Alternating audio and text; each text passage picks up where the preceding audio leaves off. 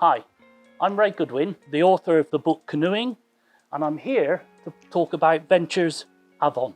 If you know your Welsh, then the name of the boat gives you a good clue what it's for.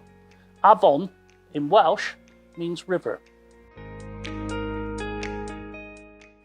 And one of the things that I felt about, if I call it traditional canoes, was a lot of them weren't so good in the very steep, rocky, turny rivers that we have here, particularly in North Wales.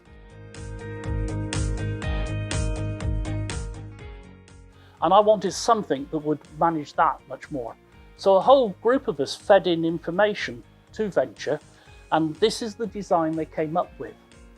And it's a joy on white water. Some of the features, well, you have to continue the volume into the ends. If a boat is too sharp on the entry, instead of rising over a wave, then it's going to go straight into the wave and take a lot of water on board.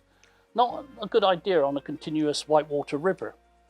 So to work on that, a lot of volume continued into the ends. The bow and stern have got flare, so that outward turn, so as it cuts into a wave, it pushes water outwards. If you're paddling it tandem, and it's a real joy to paddle tandem, the seats have been pulled in again to actually put the weight nearer the centre of the boat to free up the ends.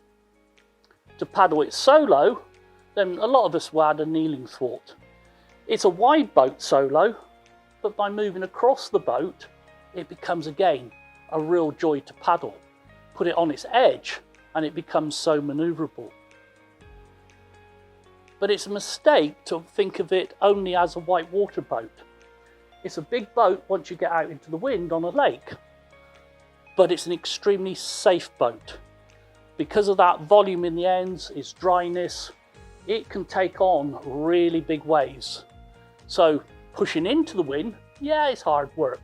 But if you're going across the wind or running down a lake or a loch in big winds, big waves, it's a very, very secure boat to paddle. Once I get it on white water, and I don't care if it's tandem or solo, this boat dances. You put it on its edge, even with it relatively flat, it is so manoeuvrable. And I go back to that, it dances down the rapids. If you've made a choice to get an Avon, then you need to think about the outfitting of it. It comes in two specs, cruiser, and this is the cruiser spec. And even with a cruiser spec, you're going to get adjustable seats. Now this is an innovation, and there's a whole series of adjustments here so that you can change the height and change the pitch of a seat. And if you're going to spend a lot of time on white water, then to actually drop the front edge of the seats makes a lot of difference. But if you go for the Explorer spec, then you get the full whitewater outfitting. Change this carrying yoke to a deep dish, so it's much easier on the shoulders. Certainly a preference of mine. You'll get your airbags, and the end loops will all be fitted for you. To paddle it solo, then I actually put a kneeling thwart in, so I'm closer to the middle.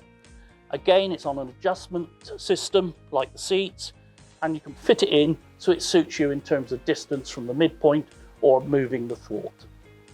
So if you're liking what you see, then you can go on to the Venture website, which is venturecanoes.com, and there you've got the full spec and all the options for the canoe. Have fun.